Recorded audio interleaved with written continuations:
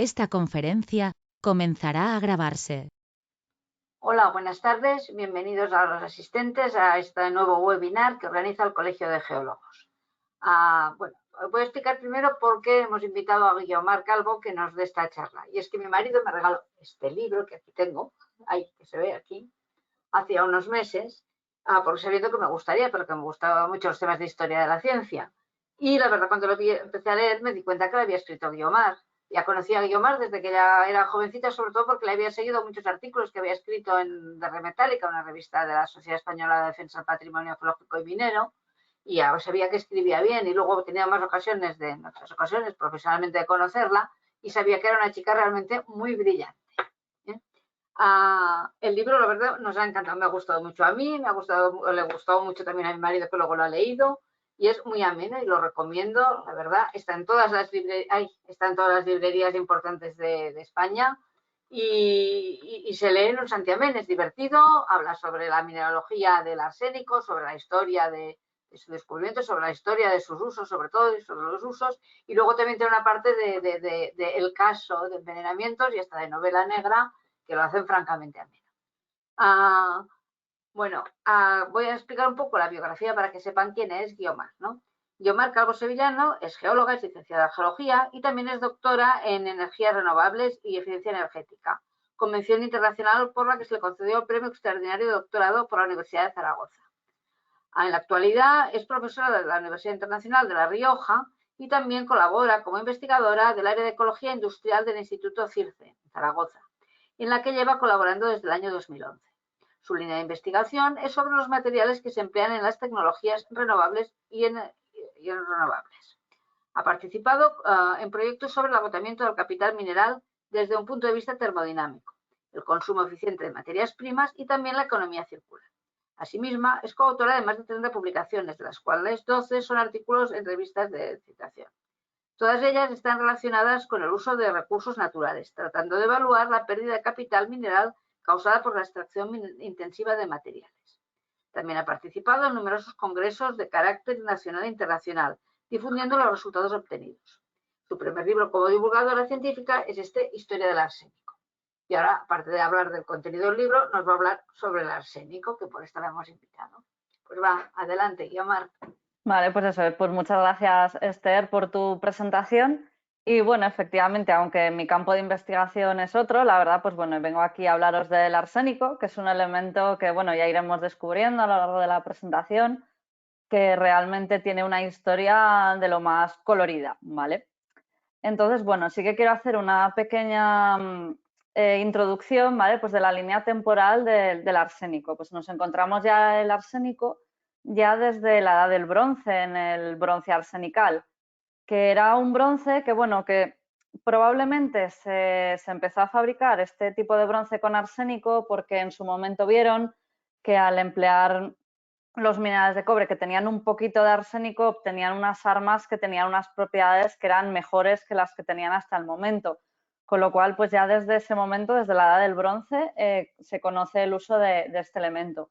Luego avanzamos ya un poco hasta llegar al Alberto Magno en 1250, que fue digamos, el descubridor del arsénico, o al menos así se le considera, porque fue la primera persona capaz de aislarlo en su forma, en estado puro. Y luego el resto es un poco una especie de presentación de lo que vamos a ir viendo a lo largo de esta charla. Vamos a hablar un poco de los usos del arsénico en los siglos XVI y XVII, sobre todo en productos cosméticos y no tan cosméticos. Después los usos de los verdes arsenicales, unos pigmentos que tuvieron bastante éxito y ya veremos también bastantes problemas. Y luego también alguna cosa relacionada con armas químicas a base de arsénico. Y luego ya para el final hablaré un poco más de la contaminación en las aguas con arsénico y también iremos viendo pues, para qué se emplea el arsénico en la actualidad. Entonces, dentro de esta presentación vamos a tener tres partes: minerales y minas, usos y contaminación. Y voy a empezar con la de minerales y minas. El arsénico en la corteza terrestre está presente en concentraciones no demasiado elevadas, de 1,5 a 5 partes por millón, pero sí que se conocen más de 240 minerales de arsénico. Si vemos aquí esta ilustración del siglo XIX, podemos ver, digamos, los tres más importantes: el oropimente, el rejalgar y la arsenopirita. Pero claro, con estas ilustraciones igual no nos acabamos de hacer una idea de lo bonitos que pueden llegar a ser, ¿vale? Entonces voy a presentar ahora cada uno de estos minerales de forma individual. Aquí tenemos el rejalgar, este sulfuro de arsénico, con estas dos maravillosas fotografías. Las fotografías de minerales que se ven aquí son todas de Joaquín Cayén, que las ha cedido amablemente para esta charla.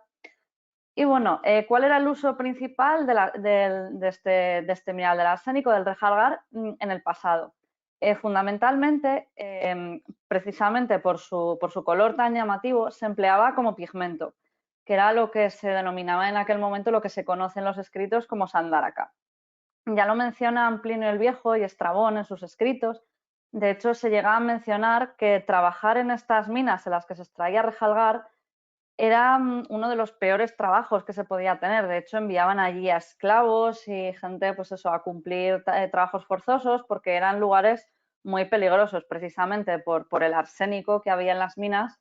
Había graves enfermedades entre los trabajadores. Por supuesto, al ser un mineral de arsénico, pues también se empleaba como veneno.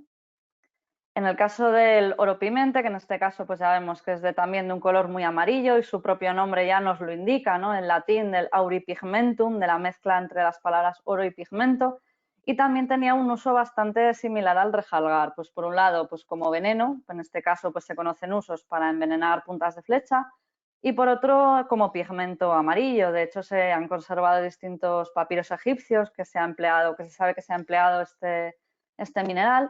También aparece en las paredes del Taj Mahal y, por ejemplo, lo podemos ver en el manuscrito del libro de Kells, que está en el Trinity College en Dublín, y, por ejemplo, aquí tenemos una de las páginas donde en los colores amarillos pues se ha empleado oropimente. Y luego tenemos la arsenopirita, que es un poco como la hermana fea de las tres que hemos visto aquí, porque claro, el rejalgar con su color rojo tan llamativo, el oropimente amarillo, bueno, este es más grisecillo, sigue teniendo su encanto, pero bueno, al final no era tan llamativo. Sin embargo, es un mineral que es muy común en distintos yacimientos y tiene un gran contenido de arsénico. Y es precisamente uno de los minerales principales que se emplea para la obtención del trióxido de arsénico, que retomaremos un poquito más adelante.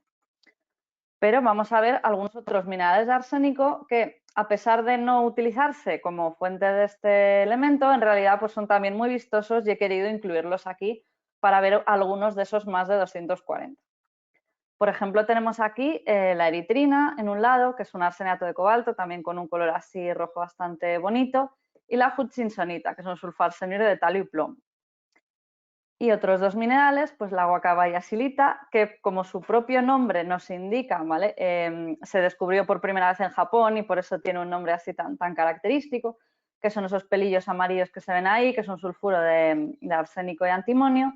Y luego la tirolita, que es un arseniato de cobre y calcio, que concretamente, pues este ejemplar procede de una mina de España, en la mina Delfina en Asturias.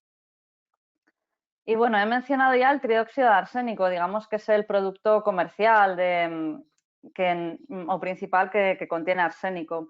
En muchas ocasiones este producto, este compuesto, se denomina también arsénico blanco, y es más, cuando se habla, por ejemplo, que en casos de envenenamientos solamente se dice la palabra arsénico, pero en realidad no se habla de arsénico, sino que en realidad siempre es arsénico blanco, porque hay una cierta confusión con los términos, pero bueno, el producto químico aquí que nos interesa es el trióxido de arsénico. Es un compuesto inorgánico extremadamente venenoso y además también es muy peligroso, puesto que es soluble, especialmente también en líquidos calientes, muy soluble, y no tiene ningún olor ni sabor particular, con lo cual es muy fácil que nos lo deslicen así sin que nos demos cuenta en una taza de té o en un chocolate caliente. ¿Y de dónde sale este arsénico blanco? Pues ya en el siglo XIX vamos a hablar aquí de una de las principales minas de las que se obtenía este trióxido de arsénico, que está situado en Reino Unido, que es la Devon Great Consols, y aquí podemos ver una fotografía aérea de la zona. Ya en el siglo XIX, como decía, empezó allí la actividad minera. Lo que pasa es que inicialmente se extraía o interesaba solamente la calcopirita por el cobre y se extraía mediante labores de interior. llegó a ser una de las minas más importantes de Europa en aquel momento. Sin embargo, en 1860 el precio de este metal, del cobre, bajó considerablemente y entonces tuvieron que, o se vieron obligados a buscar otra fuente de obtener dinero. Y entonces se dieron cuenta que un producto que era, o un elemento que era el arsénico, que hasta ahora se había quedado directamente abandonado en las escombreras como desecho, en realidad era también muy valioso. Y lo llegó a ser tanto que en 1870 la mitad del arsénico que se usaba en todo el mundo provenía de esta mina concretamente. Aquí podemos ver una fotografía a finales del siglo XIX de una de las galerías de esta mina donde se iba extrayendo el mineral. Como ya podemos ver, pues obviamente los métodos no son ni parecidos a los actuales y bueno, también podemos ver que las medidas de seguridad eran como poco también cuestionables. Pensemos que están tratando con minerales ricos en arsénico y no llevan protección de ningún tipo. Y seguro que el polvo que había flotando en esos ambientes era bastante tóxico. Después, ese mineral que se extraía, pues se trituraba, se lavaba y se tostaba. Digamos que la parte precisamente de tostado es la que más nos interesa aquí para nuestro arsénico blanco. Durante esta etapa, si iban de tostado, se generaban unos vapores, que es donde estaba precisamente el arsénico que se buscaba recuperar, que atravesaban galerías, como se puede ver en el grabado de Remetálica, que aparece aquí en la izquierda del PowerPoint. Y en estas galerías había colocadas una serie de cámaras, una después de la otra, ¿vale? Entonces, aquí se pueden ver a dos obreros o dos mineros de principios del siglo XX que están trabajando en lo que sería pues esas galerías. Cada una de esas galerías tenía esas cámaras, accedían a través de ellas, o sea, accedían por unas puertas a ellas y entonces el arsénico, los vapores de arsénico que iban atravesando todas estas cámaras se iba depositando en las paredes, en lo que, pues eso, lo que se conocía en aquel momento como zonas de condensación. Ahí accedían estos trabajadores también con un equipo muy sofisticado, las palas y el carro, rascaban el arsénico que se había quedado depositado, lo echaban en el carro y continuaban hacia a la siguiente cámara. En este producto que se obtenía era ya bastante puro, era un trióxido de arsénico, el arsénico blanco, de un 90% de pureza. Sin embargo, lo querían más puro todavía, entonces se sometía a un proceso posterior de calcinación. Y ya por último, este trióxido de arsénico se molía a mano y luego ya pues se metía en barriles y se vendía. Aquí vemos también otro trabajador que era el encargado pues eso, del proceso de molienda y vemos también pues eso, hay todo el arsénico blanco, recordemos, extremadamente peligroso y está trabajando pues eso, con unas medidas de seguridad no demasiado buenas para lo que se estilaría ahora. Y ya vemos que lleva pues prácticamente un trapo cubriéndole la cara. Esto obviamente ocasionó graves problemas de salud a los trabajadores.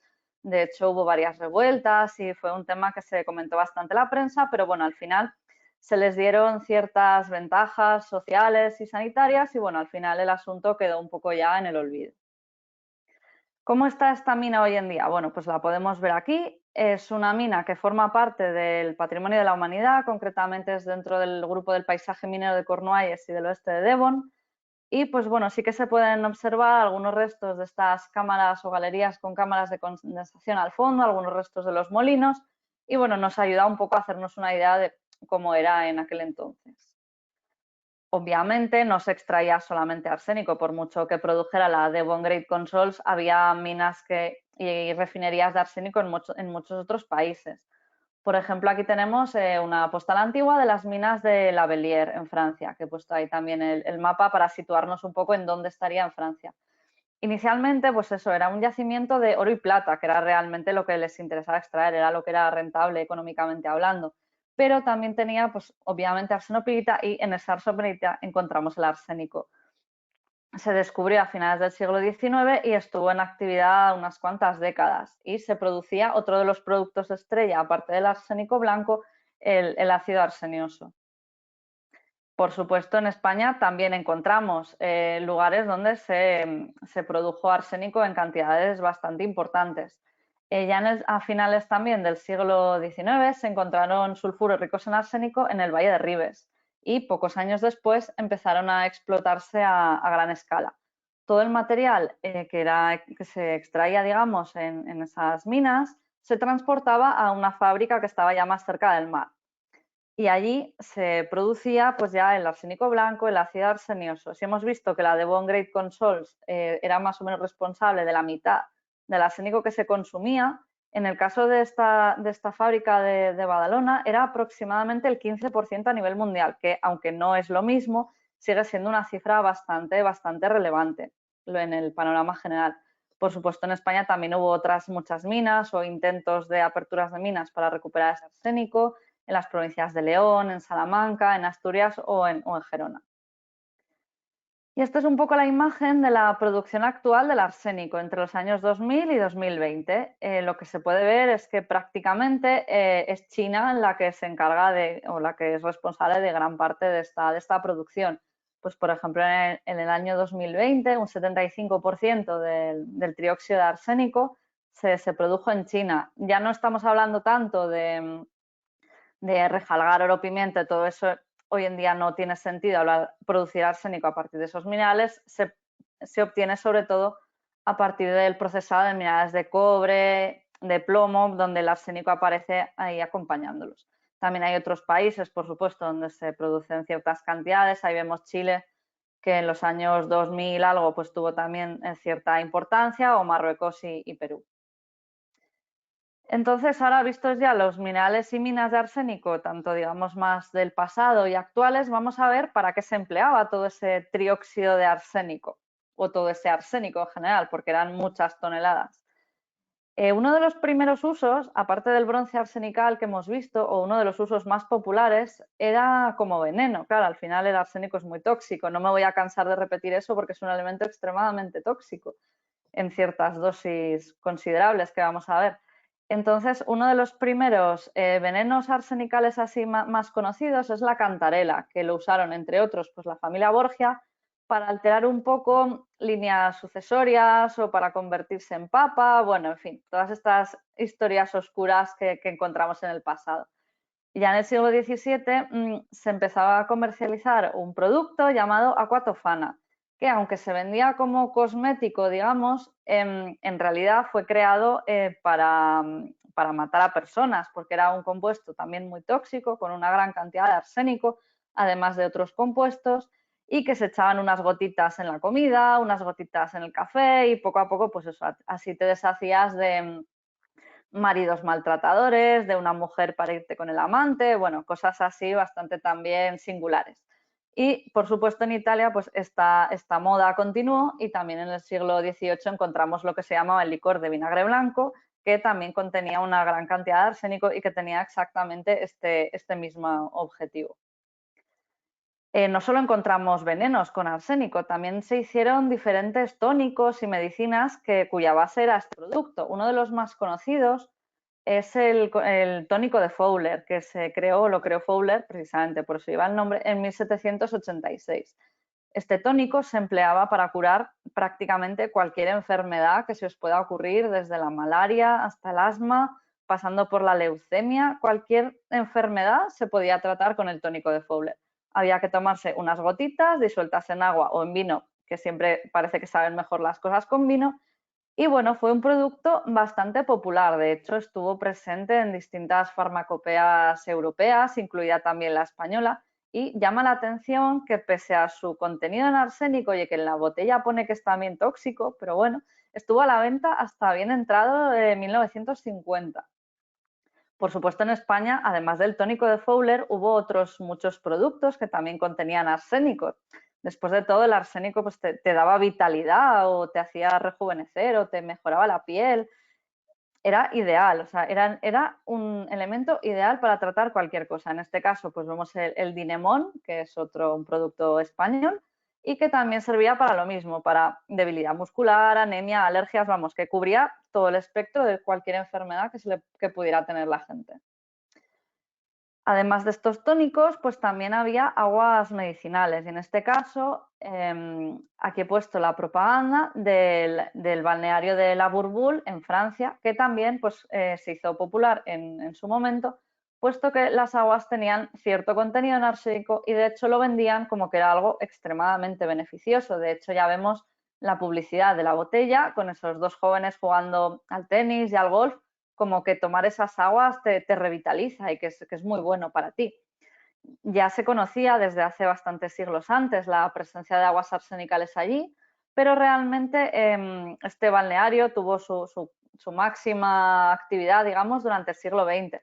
De hecho, era tan buena que se embotellaba y se llevaba a hospitales para tratar a los enfermos, que digo yo, si están enfermos y encima les das agua arsenical, pues igual tampoco les estás ayudando demasiado, pero bueno, en ese momento el arsénico era maravilloso para absolutamente todo. Eso sí, hay algo para lo que sí funcionó, porque el arsénico tampoco es exactamente, siempre va a ser el malo de la película. En este caso, en 1909 apareció un tratamiento que fue creado por Paul Ehrlich y Sahachiro Sata, uno de sus colaboradores, y es un tratamiento con un producto, un compuesto sintético de arsénico que servía para tratar la sífilis. En ese momento, además, acababan de conocer hace poco que era una bacteria la que la causaba, y estuvieron haciendo pruebas con diferentes compuestos. Uno de ellos, que es el compuesto 606, que es el nombre que tenía en los ensayos, es lo que es el compuesto químico, es la arsfenamina, y se comercializó con el nombre de Salvarsan. Y realmente se vio que era relativamente eficaz para esta enfermedad. De hecho, hicieron diferentes ensayos médicos, algunos fueron mejor, otros fueron peor. Al final estamos hablando de medicamentos con arsénico, pero bueno, también se usó con cierta alegría. Y en 1912 apareció uno que era un poquito mejor, el Neosalvarsan. Y también encontramos mención a que estos productos se utilizaban en España y también, pues eso, al final era una enfermedad, pues eso, que si el tratamiento más adecuado en el momento era este, pues lo aprovechaban y se empleaba. Y ahora llegamos a uno de los usos más coloridos del arsénico, que es el color verde. En 1775, Carl William Scheele fabricó un pigmento verde a base de minerales de cobre y arsénico, que el compuesto químico es el arsenito de cobre, y lo llamó verde Scheele porque pues para eso lo descubrió él, para ponerle el nombre. Y era un color verde muy popular. Hasta el momento había otros colores, pero bueno, este fue bastante popular. Poco después, eso sí, al cabo de unas pocas décadas, apareció otro verde, que es el conocido como verde París, que mejoraba un poco las características del verde Scheele, porque al final cuando se pintaba con verde Scheele o se empleaba este arsenito de cobre en algún producto, con el tiempo tendía a ser más claro, a aparecer diferentes tonos, y este verde París pues ampliaba un poco el espectro de todos los verdes que había en el momento en el mercado. Se empleó este verde para absolutamente cualquier cosa que os pueda venir a la mente. Uno de los usos también muy populares fue en los vestidos, estos enormes vestidos llenos de lazos, vuelos, como este que se puede ver aquí en un grabado que pertenecía a una revista de moda de la época. Claro, eran muy bonitos, pero también eran extremadamente tóxicos. En distintos estudios que se han hecho, pues un vestido verde con muchos vuelos, muchos volantes, podía contener hasta 54 gramos de arsénico, que es una barbaridad. Y además, claro, iban con su vestido en las salas, moviéndose, bailando. Y de hecho, cuando ya se supo que era tóxico este elemento, se hicieron no pocas bromas y viñetas relacionadas con este tema de que eran en realidad femme fatales, que iban con su vestido, que podemos ver aquí esta viñeta, que lleva las calaveras pintadas abajo, como que pues eso, intentaban o envenenar a sus pretendientes con sus vestidos, o que eran mujeres con las que era tóxico bailar, en fin, que fue uno de los usos muy extendidos, visualmente muy bonito, pero también bastante llamativo, al menos que nos parece muy llamativo en la actualidad. Por supuesto, este verde también se empleó para otras muchas cosas, también se usó para velas, para flores artificiales en los tocados que llevaban en los bailes, para decorar prácticamente de todo, y muchos de estos productos eran muy tóxicos. Y de hecho, en los talleres que fabricaban estas flores teñidas, que se teñían todas a mano, por supuesto, hubo cientos y cientos de casos de jóvenes que se envenenaron o que tenían distintos problemas de piel, precisamente por estar en contacto con este elemento de forma tan continuada. Otro de los usos más populares de este verde fue en los papeles de pared, que ya eran bastante populares en el siglo XIX para decorar las casas, puesto que se lo podían permitir no solamente personas de clase alta, sino también de clase media y alguna de clase media baja, que era una forma bastante sencilla, digamos, de darle más vida a una casa. Vemos aquí algunos modelos, predominaban sobre todo formas geométricas, motivos naturales, flores, y todos estos verdes concretamente que se ven aquí, se analizaron y son verdes arsenicales, estos verdes que hemos hablado al principio. El problema que tienen estos papeles de pared es que, claro, con el paso del tiempo, este arsénico se va liberando, ya no solamente en forma de polvo que se puede generar con la vida diaria, sino también por la acción de un moho al que le encanta el pegamento, que la cola que utilizaban para pegar estos papeles de pared a las paredes, se generaba un gas muy, muy tóxico, que es el que se llama gas de Gosio, porque precisamente fue Gosio el que lo descubrió. Y entonces hay documentados también infinitos casos de envenenamientos accidentales de personas que en sus casas poco a poco se iban encontrando mal, no tenían muy clara causa, y al final se descubría que igual su salón estaba todo empapelado con papel de este tipo, con colores verdes muy llamativos, o que, que por ejemplo también hay algún caso de un niño que se metió un trozo de papel de pared arsenical en la boca y acabó encontrándose bastante mal.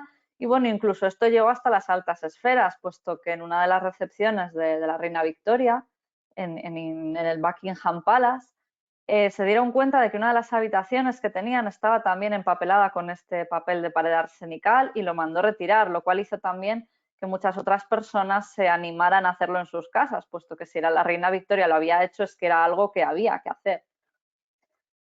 Uno de los principales fabricantes de papel de esta época, de estos diseños tan bonitos como este que podemos ver aquí, fue William Morris. Irónicamente, William Morris era accionista de la Devon Great Consols y toda su familia había estado también involucrada con esta mina, que hemos dicho que es donde se extraía, pues es donde se producía la mitad del arsénico que se usaba en todo el mundo.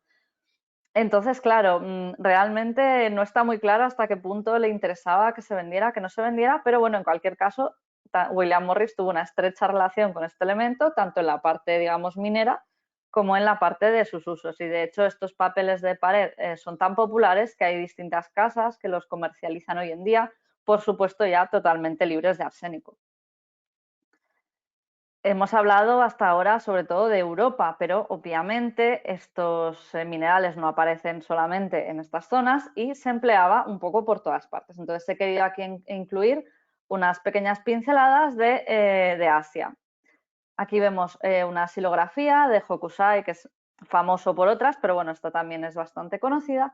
Y, por ejemplo, aquí podemos ver que en el árbol que se ve así en primer plano está hecho de un verde, que es una mezcla del índigo azul de Prusia que se usaba en el momento, y oro pimente, que hemos dicho pues, que precisamente era uno de los colores predominantes o pigmentos amarillos. Y lo mismo sucedía con el rojo, que también algunas silografías que tienen rojos y rosas también tienen su origen en el rejalgado. ¿Qué pasó? En 1862, un científico que estuvo investigando distintos talleres, que fue un encargo que le hicieron mujeres que estaban en contacto con las personas que tenían las flores en los talleres, escribió un artículo sobre los problemas que tenían estas trabajadoras y otras muchas personas que estaban en contacto con estos elementos, como el papel de pared, y realmente se hizo muy popular en su momento, ¿vale? Digamos que se hizo viral. De forma que al darse cuenta de cuál era el enorme problema que tenían en sus manos, empezaron a intentar utilizar otros verdes. Tuvieron suerte de que a finales del siglo XIX ya se había descubierto el verde que pasaría a ser el sustituto, que es el viridián, el también llamado verde guiñet, y que es precisamente el color verde que tiene este recuadro, para que nos hagamos un poco una idea de cómo es. Hasta ahora hemos visto los pigmentos, pero claro, seguimos pensando y seguimos viendo que el arsénico fue una fuente de diferentes muertes intencionadas, pero también muchas accidentales.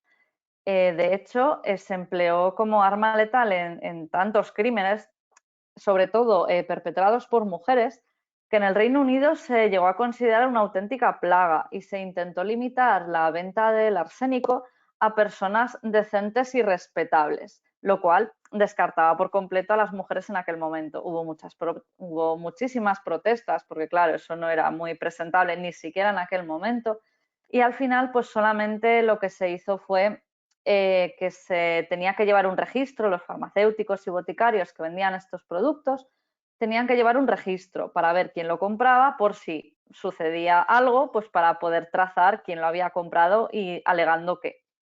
Y también otra de las opciones que era pues teñir de azul este polvo de este arsénico blanco para evitar confundirlo con otras cosas, como puede ser azúcar o yeso en polvo. De hecho, se hizo bastante famoso un caso de unos caramelos que fabricaron sustituyendo parte del azúcar por yeso en polvo porque era más barato, que cuando fueron a comprar se confundió con el arsénico blanco, con lo cual hubo un montón de casos de envenenamiento de gente que había tomado esos caramelos. Por eso era una situación bastante grave a la que intentaron poner solución de diferentes maneras. Y, por ejemplo, en España, hasta 1860 no había ninguna regulación, pero a partir de ese momento sí que se introdujeron ciertas normas, no solo para el arsénico, sino también para otros compuestos venenosos, para limitar un poco su venta e intentar que la gente no se envenenara accidentalmente y, por supuesto, que no se empleara pues, para acabar con nadie intencionadamente. Vamos ya un poco ya hacia el presente, por así decir, o al menos ya avanzamos de siglo, hasta la Primera Guerra Mundial. Por supuesto, durante esa época murió muchísima gente, pero una de las cosas igual menos conocidas es que se hicieron pruebas, sobre todo, y menos mal, con gases arsenicales, digamos. Aquí tenemos 4 de los que se crearon y probaron durante ese momento: el Clark 1, el Clark 2, la damsita y la lewisita. Estos gases, los efectos que tenían eran irritar, digamos, los ojos, hacer toser a los soldados y obligarles a vomitar porque atravesaban las máscaras de gas. Claro, ¿cuál era el objetivo detrás de todo esto? Pues obligar a los soldados a quitarse esas máscaras, porque así, si en la bomba de humo que llevaba, por ejemplo, el Clark 1, habías puesto otro compuesto que sí que fuera mucho más tóxico, pues le estabas obligando al soldado a quedarse desprotegido y a exponerse, digamos, a ese otro producto que podía ser letal y que no atravesaba la máscara de gas. Por eso realmente es casi una buena noticia que apenas se utilizara, porque en realidad podía haber sido un arma bastante peligrosa. Durante la Segunda Guerra Mundial también se retomó un poco la fabricación de lewisita. Y bueno, aquí vemos un cartel de publicidad que ya te dice, pues la lewisita huele como los geranios, ¿no? Pero bueno, que al final pues te irritaba la piel y bueno, pues no era un efecto precisamente agradable. Y ya uno de los últimos usos como armas arsenicales que voy a comentar aquí fue durante la guerra de Vietnam. Durante esa guerra se emplearon herbicidas para acabar precisamente con el suministro de alimentos y otros de la población local. Y uno de los más conocidos es el agente naranja. Lo que ya es menos conocido es que hubo otro agente, que es el agente azul, que contenía arsénico y que también tenía esa misma intención: destruir las cosechas de alimentos para que no pudieran alimentarse la gente que allí vivía, y también limitar el crecimiento de altura de la caña de azúcar y de otros vegetales o de otras hierbas, vamos, para evitar que pudieran esconderse detrás de ellas. De hecho, este agente azul se lanzaron entre 8 y 15 millones de litros sobre Vietnam. Y curiosamente, aunque afectó principalmente a la población del país, los barriles en los que venía este producto los empleaban también los soldados y recogían agua en ellos, se la bebían, con lo cual, bueno, también hay que decir que eran un poco inconscientes, ya no solo por lanzarlos, sino también pues por emplear esos productos ellos mismos de forma indirecta. Hablando de herbicidas, no solamente este agente azul se usó ahí, sino que el arsénico es un potente herbicida. De hecho, ya en el siglo XX, en Estados Unidos se empleaba el producto del arseniato de plomo porque se vio que era muy eficaz a la hora de acabar con una plaga de polillas que estaba asolando los campos de manzanos. Y esos campos pues permanecieron allí, con el paso de los tiempos, pues sí, la plaga se fue, pero los campos permanecieron y el arsénico también. Y hay algunos de esos campos que hoy en día son viñedos y de hecho se produce vino con ellos. Entonces, claro, estos vinos tienen unos contenidos en arsénico un poco más elevados de lo esperado, por así decirlo, o de lo que sería adecuado, sin llegar a resultar tóxicos, pero bueno, tienen esa pequeña nota histórica de que se empleó ahí en grandes cantidades arseniato de plomo, puesto que era un producto muy sencillo de aplicar, se disolvía en agua, se extendía por los campos y era además también muy barato y muy efectivo. No solamente en Estados Unidos se empleó esto, aquí vemos un anuncio de un periódico español donde también se publicita este arsenato de plomo, que ya te dice que echando este producto en tus campos no tendrás barrenillos ni orugas y vamos, prácticamente nada bueno, porque obviamente echar arsénico así indiscriminadamente en los campos pues tampoco era la opción ideal. Por supuesto, todo esto hoy en día ya está totalmente prohibido. Algunos últimos usos que quiero comentar, estos ya sí que son bastante más recientes. Uno de ellos es para tratar maderas, que es el arseniato de cobre cromatado, conocido también comúnmente como CCA. Este producto tiene la particularidad de que le da una tonalidad verde a la madera y se usó de forma bastante intensiva pues, en parques de niños, en puentes, en vallas. Por suerte, hoy en día, al menos aquí en Europa y en otras muchas zonas también, contamos con una directiva que restringe el uso de este tipo de tratamientos. Obviamente sigue habiendo arsénico y sigue siendo peligroso. De hecho, los residuos de estas maderas son residuos peligrosos y su uso está limitado a zonas en las que no esté, digamos, en contacto estrecho con población. Desde luego, hoy en día en un parque infantil prohibidísimo. Y tampoco en puentes donde estén en contacto con aguas para evitar posibles fuentes de contaminación. Y uno de los usos también bastante actual, digamos, es en paneles solares, concretamente el arsenuro de galio, que lo encontramos en las celdas de los paneles solares, que bueno, en este caso pues no es tóxico porque está ahí, pero vamos, también es un uso bastante popular. Y por supuesto también aparecen otros muchos componentes electrónicos, precisamente en forma de arsenuro de galio. También se emplea para fortalecer aleaciones, porque bueno, al fin y al cabo es un elemento, pero claro, según el uso que le des, pues no tiene el mismo efecto según el producto en el que esté incluido, pues no tiene la misma toxicidad, desde luego. Y vamos a hablar ahora ya de la última parte, que es la contaminación. Para hacernos un poco una idea previa, la dosis letal de arsénico está para una persona, digamos, de talla media, ¿vale? Entre 0,07 y 0,2 gramos. Con esa dosis te mueres en pocas horas. Sin embargo, sí que hay una dosis diaria tolerable, que sería pues bastante inferior, de 0,001 gramos. Se trata de un veneno con efecto acumulativo, por eso en el pasado se empleaban esas poquitas gotas en la comida, porque al final, gota, gota, gota, pues acababan consiguiendo su objetivo. ¿Qué pasa en el cuerpo humano? Pues el hígado elimina ese arsénico que ha entrado en nuestro cuerpo, lo va transformando en productos que son inocuos, luego lo filtra el riñón y acaba saliendo de forma natural a través de la orina, siempre que estemos hablando, claro, de dosis muy bajas. En general, pues este arsénico lo que hace es impedir que nuestras células funcionen bien. También conlleva la muerte celular al final, lo cual a largo plazo pues no es demasiado positivo. También interfiere en otros problemas, causa anemia. Entonces, bueno, si nos tomamos una alta dosis en poco tiempo, que es lo que estábamos hablando, esa dosis letal, tendremos calambres, espasmos, vómitos, bueno, y al final pues muerte porque es una dosis que nuestro cuerpo no es capaz de filtrar, por así decir. En cambio, si estamos en contacto con una baja dosis de arsénico, pero de forma muy prolongada, el tipo de enfermedades que se desarrollan son otras. Sobre todo aparecen manchas y llagas en la piel y la arsenicosis, que es ahora de lo que vamos a hablar un poco más en detalle con el caso del arsénico en el agua. En general, el agua dulce tiene un contenido de arsénico bajísimo y tanto España como la OMS como otros muchos países tienen unos límites máximos establecidos. Por ejemplo, en España hasta 1990 este límite era 0,10 miligramos por litro, aunque hoy en día es todavía inferior, es 0,01 miligramos por litro, que es el mismo límite que marca la OMS. Por debajo de eso el agua es seguro o segura, vamos, y por encima pues ya está contaminada en arsénico, digamos. Hay otros países cuyo límite es todavía inferior a este de la OMS, ¿vale? Pues aquí he puesto el caso de Australia, por ejemplo. Pero obviamente esos son unos límites que marcamos, digamos, en zonas industrializadas o en países del primer mundo. Pero hay otras zonas donde tienen problemas muy graves asociados a la contaminación de arsénico en el agua y vamos a ver el caso de Bangladesh. Aproximadamente un 40% de la población de Bangladesh solamente bebe agua contaminada con arsénico, claro, con dosis muy elevadas o más o superiores a lo que marca la OMS, ¿vale?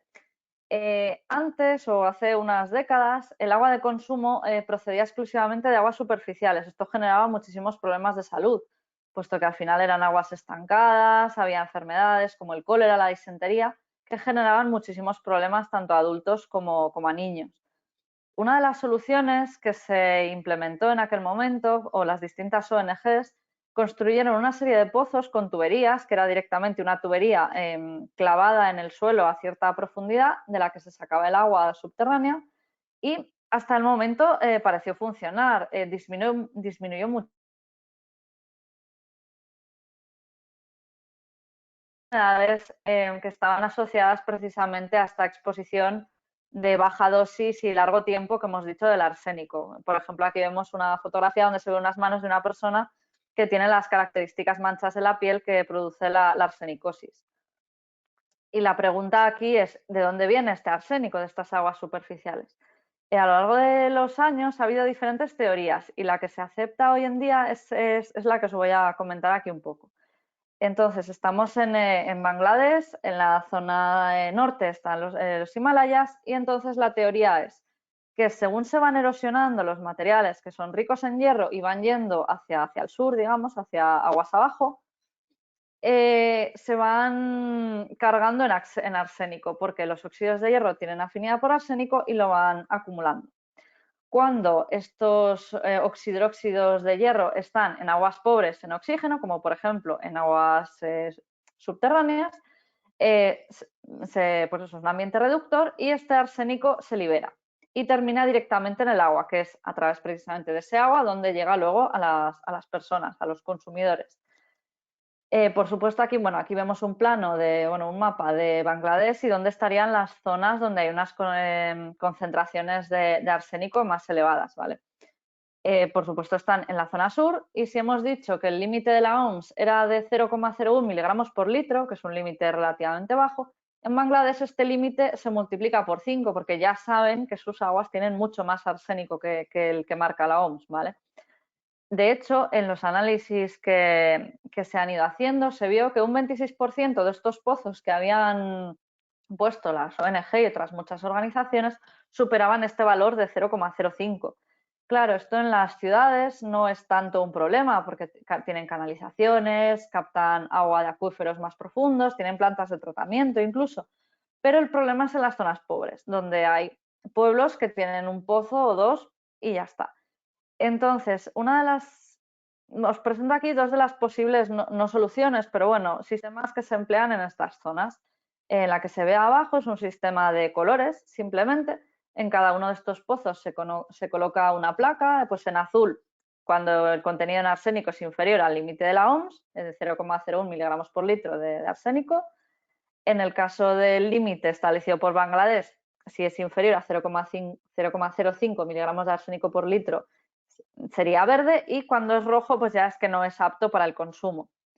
Y otra de las formas es pues con unos kits que vienen ya, que son muy sencillos de usar para que los pueda usar prácticamente cualquier habitante en Bangladesh, que tú pones una muestra del agua del pozo que quieres beberte y miras a ver, pues eso, cuál es en este caso las partes por billón de arsénico que contiene, para ver cómo de seguro es beber esta agua. ¿Y qué pasa en España? Pues bueno, hemos dicho, en España el límite es el mismo que la OMS. Anualmente se llevan a cabo un montón de estudios de la calidad del agua para consumo humano. Y en España ya estamos viendo que estamos hablando ya de microgramos por litro del arsénico que contiene habitualmente el agua de consumo.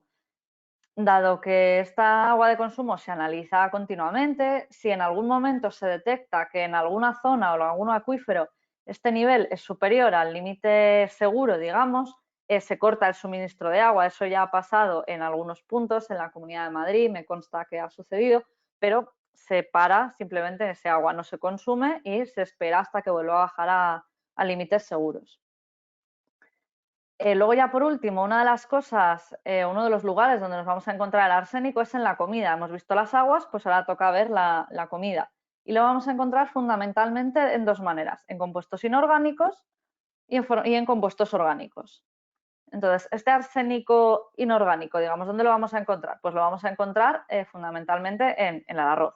Existe también, al igual que sucedía con el agua, una legislación que nos marca la cantidad de arsénico que puede tener arroz elaborado, arroz descascarado y también arroz destinado a fabricar alimentación infantil, que no es la misma que el arroz normal, puesto que obviamente son personas mucho más pequeñitas en peso y entonces pues la dosis, el arsénico les afecta mucho más en proporción. Y veamos un poco, pues eso, en España la producción de arroz ronda las 750.000 toneladas al año, hay distintas regiones que producen mucho arroz y el arsénico cultivado en España tiene una media o sea, el arroz cultivado en España, perdón, tiene una media de entre 0,06 y 0,09 miligramos de arsénico por kilo, que ya vemos que está bastante lejos de lo que marca, digamos, la legislación, lo que sería el mínimo.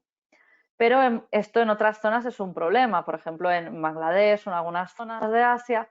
Pensemos que tenemos arsénico en el suelo, tenemos arsénico en el agua de riego, tenemos arsénico en el agua que se emplea para cocinar, con lo cual todas estas plantas de arroz, digamos, han ido absorbiendo el arsénico del agua de riego, del suelo, con lo cual pues es un problema bastante más importante. De hecho, pues para cultivar 1 kilo de arroz se necesitan 5.000 litros de agua. Si ese agua tiene mucho arsénico, pues a largo plazo nos puede suponer un problema. Por ejemplo, hemos visto la cantidad de miligramos por kilo de arsénico en España, que era un nivel extremadamente bajo, pero si lo comparamos con el de Bangladesh, aquí vemos que es de 0,19 miligramos, que es una cifra bastante más elevada.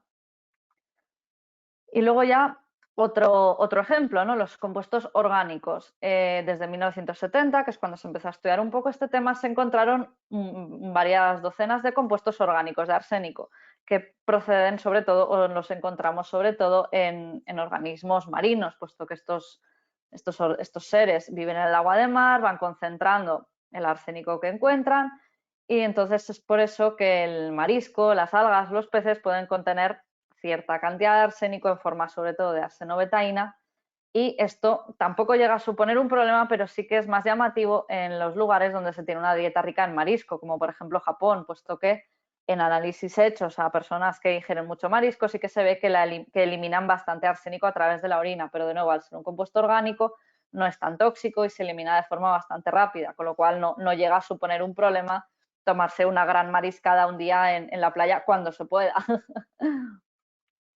Entonces, bueno, mi idea un poco con esta presentación ha sido hablar del arsénico, que es un elemento, no diría yo incomprendido, pero bueno, es un elemento que tiene una fama de ser muy tóxico, pero al final quiero quedarme un poco con la idea de Paracelso, ¿no? Que solo la dosis hace el veneno, es decir, el arsénico es tóxico, efectivamente, pero solo a unas determinadas dosis, que era precisamente pues, lo que se aprovechaban los envenenadores, pero que también pues, es un elemento que a lo largo de la historia ha tenido muchos usos, que hoy en día nos parecen totalmente disparatados, pero al final tampoco es el único caso de un elemento que hoy se considera tóxico, que en el pasado se ha empleado indiscriminadamente. Pues tenemos el arsénico, pero está también el radio, últimamente pues el mercurio ya tampoco se emplea en los termómetros, entonces bueno, pues es un elemento así muy peculiar.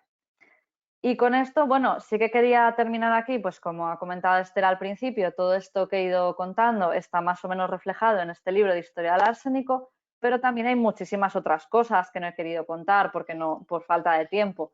Desde la evolución de las técnicas de detección del arsénico, puesto que como hubo muchos casos de envenenamiento, pues al final era importante los juicios poder verificar si alguien había sido envenenado por arsénico o simplemente tenía la casa empapelada de verde, y distintos detalles también relacionados pues, con crímenes arsenicales en la ficción, que también pues, bueno, nos puede venir a la mente Agatha Christie, y bueno, otras muchas cosas, pues eso, que por falta de tiempo no he podido contar. Así que pues muchas gracias por vuestra atención y pues ahora entiendo que se abre el turno de preguntas para los que se hayan quedado con alguna duda.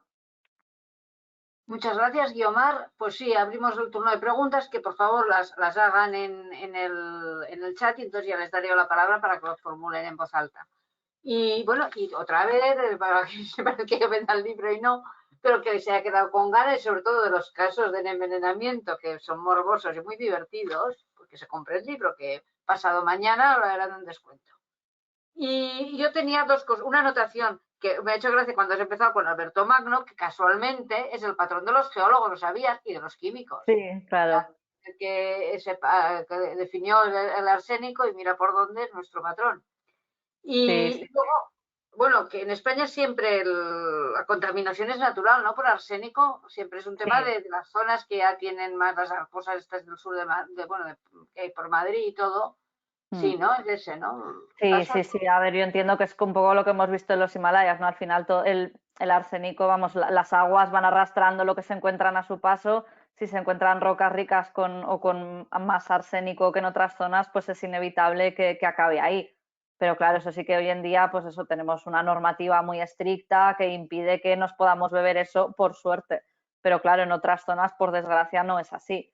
Pero sí, sí, vamos, en España está muy controlado el tema del arsénico en el agua de consumo y también en la alimentación. Muy bien. Pues si alguien tiene alguna pregunta, que la formule, por favor. Y bueno, a mí lo que me ha encantado que has hecho, además de lo que me has contado, que hablas muy bien, es la infografía que has puesto en la presentación, que se te ve muy trabajada y muy bonita, te ha quedado. ¿Eh? Bueno, me alegro. Se agradece. Y bueno, claro, Sí, tenías muchas fotografías porque al proceder todo esto de un libro que habías documentado tantísimo, ¿no? sí, sí, sí, no, el proceso de documentación fue interesante porque, claro, yo empecé con una pequeña historia relacionada con papeles de pared, del verde arsenical, y claro, al final fue creciendo, me encontré con jabones de arsénico, que las mujeres de alta cuna se lavaban las manos con ese jabón pensando que les iba a dejar una piel magnífica, o gente que se tomaba una dosis diaria de arsénico porque también te hacía ser como más fuerte o te mejoraba la piel. Digo, claro, semejantes barbaridades que hoy en día pues no se nos ocurrirían a nadie, ¿no? Sí. Pero sí, sí, desde luego es un tema muy folclórico en ese sentido y muy historiado con los crímenes, sí, sí. Bien, a ver, doy la palabra a Ildefonso Jambrina, por favor. Ildefonso, abre el micro si quieres hacer la pregunta. Ildefonso. Bueno, si no lo leo yo.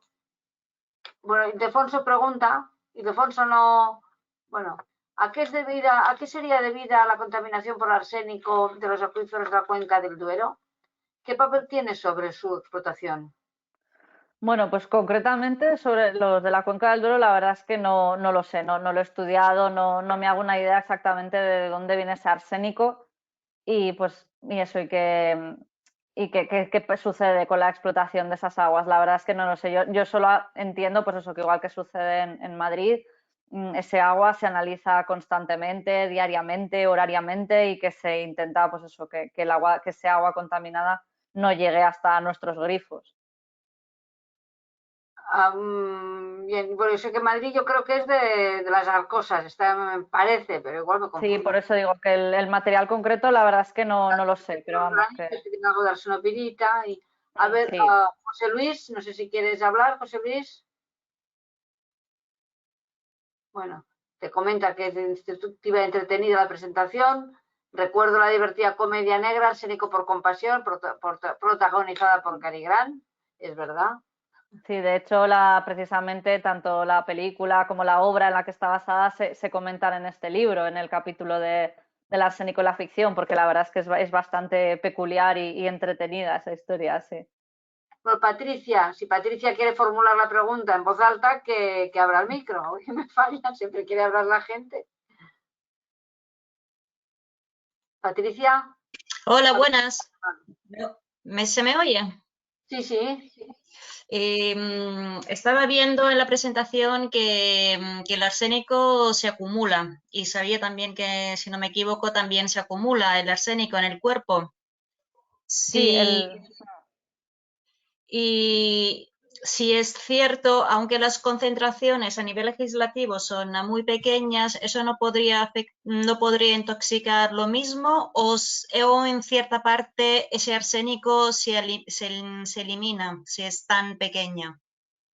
sí, a ver, al final si estás expuesto, digamos, a dosis elevadas, estamos hablando de dosis muy superiores a lo que dice la OMS, que es seguro, pues como sucede en Bangladesh, ese arsénico sí que se va, digamos, como es un veneno con efecto acumulativo, va estropeando tu organismo, digamos, pues te genera esas manchas en la piel, genera también distintos problemas de estómago, de hígado, por eso afecta a diferentes órganos. Y sí que es cierto, pues eso, que en Bangladesh hay muchísimos casos documentados de muertes relacionadas directamente con el consumo de estas aguas arsenicales. La cosa es lo que comentaba de Paracelso, que es la dosis hace el veneno, ¿no? En el caso de lugares, pues voy a decir España, donde el agua que bebemos ya hemos visto que está muy por debajo de los niveles de la OMS. El arroz también es apenas insignificante. Entonces, claro, al final a poco arsénico con el que entremos en contacto va a ser siempre una dosis tan extremadamente baja que la vamos a eliminar de forma natural sin darnos cuenta. Es lo que comentaba también un poco de las dietas ricas en marisco en Japón, que por mucho que coman pescado y distintos, pues eso, marisco, gambas, langostas, que tengan arsénico, algo de arsénico, digamos, lo van a eliminar de forma totalmente natural, de forma que a largo plazo tampoco tiene ningún efecto. Sí que es recomendable que en niños muy pequeños no se base 100% su alimentación en arroz, pero más que nada porque su tamaño es muy pequeñito, claro, nosotros sí que tenemos un mayor peso, pues no es el efecto el mismo, pero en cualquier caso todo el arroz que está a disposición en los supermercados cumple con todas las legislaciones habidas y por haber sobre estos aspectos, con lo cual no es peligroso. Gracias. Muy bien, muchas gracias. Kitty, ¿quieres preguntar? Bueno, pues Kitty, digo lo que ha puesto. ¿Por qué has estudiado este tema? ¿Qué te motivó a ello? También es una buena... Sí, la verdad es que es una pregunta interesante porque, claro, yo llegué al arsénico, al papel de pared y un poco a todos estos usos arsenicales de los vestidos, porque a mí personalmente me gusta mucho la época victoriana. Entonces, claro, en la época victoriana pues era precisamente donde se hacían estos grandes bailes con vestidos y mujeres ahí todas apiñadas en salas minúsculas, bailando y buscando pretendientes y la verdad es que es un tema me llamó mucho la atención porque sí que conocía un poco, pero claro, no tanto. Y fui un poco tirando del hilo y bueno, al final me di cuenta de que había muchísimos sitios donde se empleaba arsénico que posiblemente no eran tan conocidos. De hecho, yo todo lo relacionado con las armas arsenicales no lo había oído hablar jamás. O sea, yo no sabía ni que existían esos compuestos, ni que se habían hecho incluso pruebas con ellos y con otras muchas cosas parecido. Por eso, de hecho, me sorprendieron muchas cosas como el tema de los tratamientos de la madera, como fungicidas y demás, puesto que hasta hace relativamente poco se empleaban o en fuegos artificiales o para el tratamiento de la industria en el vidrio, ¿no? Entonces, claro, son cosas así muy curiosas, pero vamos, digamos que el interés inicial fue a partir de la época victoriana y a partir de ahí ya fue saliendo el resto. Bien, Cristina, abro el micro, Cristina Zapalski. Yo no sé, hoy, ¿por qué nadie...? No, Sí. nada, solamente lo de los usos de la arsénico en la historia y muchas otras cosas, ¿no? Que dicen que Napoleón y Nerón se encuentran entre las víctimas del arsénico, ¿no? Y muchos otros más. Sí, de hecho el tema de Napoleón se trata en el libro con cierto detalle porque realmente es una historia bastante extendida, que uno de los posibles causas del fallecimiento de Napoleón fue el arsénico. De hecho, se han estudiado muestras de pelo que se conservan y se ha visto que el contenido en arsénico era bastante elevado en comparación con el nuestro, digamos, ¿vale? Pero sí que se sabe también que en realidad el arsénico, aunque pudo jugar algún papel en debilitarle un poco y demás, no fue el principal agente, digamos, de su fallecimiento. O sea, fue una enfermedad hereditaria que también había tenido su padre, un tipo de cáncer así bastante peculiar. Pero vamos, sí que es cierto que se le relaciona mucho con el arsénico y de hecho en el sitio donde estuvo ya en los últimos años se comenta que podía haber tenido también papel de pared con arsénico y que incluso igual pudo tomar no el tónico de Fowler, pero también así alguno parecido de ese estilo, sí. Bueno, pues nada, compraremos tu libro. José Luis pregunta, no sé si quieres hablar, José Luis. Bueno, pues bueno, dice, ¿qué test se utiliza para confirmar un envenenamiento por arsénico?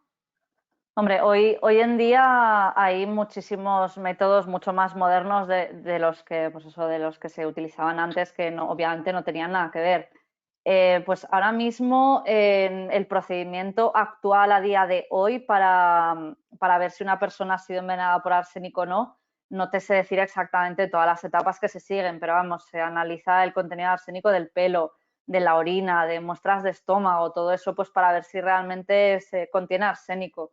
Sí que es verdad que sí que ha habido algunos casos en los que se ha visto, o sea, ha habido pruebas analíticas, por eso que también es un poco complicado, pero vamos, sí que se puede ver perfectamente hoy en día cuando una persona ha sido envenenada o no, y por eso que hay diferentes técnicas, vamos, pero vamos, que por eso que se puede verificar perfectamente, que por suerte ya no es en absoluto común porque ya es muy fácil pillar a los asesinos, entonces ya no tiene tanta gracia, por así decir, y entonces ya no, vamos, es algo totalmente anecdótico. Bien, bien. Bien, pues si parece que ya no hay más preguntas. Pues nada, te doy las gracias otra vez y os vuelvo a animar a comprar el libro. Y hoy ha sido muy interesante, la verdad, ¿eh? Yo creo que y divertido. Y desde luego, si hacemos algo que siempre hablábamos de trabajar más del tema de la geología forense, que es un tema que nos queda pendiente, contamos contigo, porque desde luego... Es algo además muy interesante, sí, porque tampoco estoy enterada de algunas cosas que se emplean en geología forense, pero la verdad es que es una disciplina muy poco conocida y muy interesante, sí. Pues que la geología no es solo ir al campo con un martillo, que es muy amplia. Sí. Manuel es el presidente del colegio. No, yo no quería hacer preguntas, no sea que me envenene. Pero sí, date las gracias, Guiomar, por la charla. Yo soy muy fan de eso que has escrito. Yo he escrito algún libro sobre minerales industriales que incluía algo del arsénico, no entraba en el detalle que has entrado tú. Pero me interesa por la parte de novelesca. Creo que voy a ver si saco alguna idea. Geólogos, canteras, minas, asesinatos por arsénico suena bien.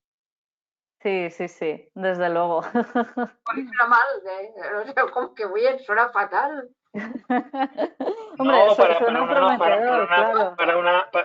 Para una novela no.